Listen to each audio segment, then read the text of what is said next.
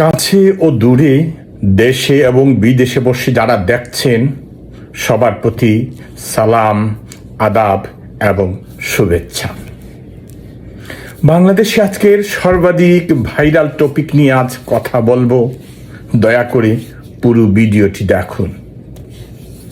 দেশে আজ কোটি মানুষের মনে প্রশ্ন, বাংলাদেশে কি এখন সত্য বললেই শাস্তি? অডিও ক্লিপে একটি মাত্র বাক্য, আমার এখন লাইসেন্স টু কিল আছে, আর তাতেই 6 মাসের জেল। এটাই কি আমাদের ন্যায় বিচার? সাবেক প্রধানমন্ত্রী শেখ হাসিনার নামে অভিযোগ, তিনি আদালতের অবমাননা করেছেন, কিন্তু বিচার হলো তার সম্পূর্ণ অনুপস্থিতিতে।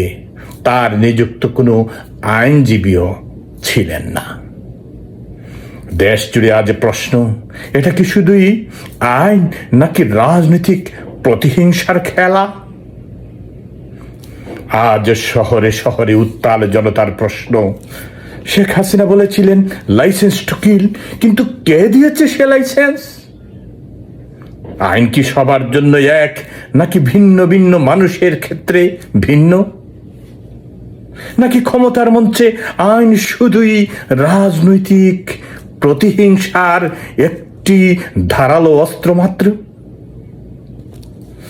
বিচার না হলে গর্জে উঠে জনতা, আর যদি বিচার হয় একতরফাভাবে, তবে ভেঙে পড়ে গণতন্ত্র।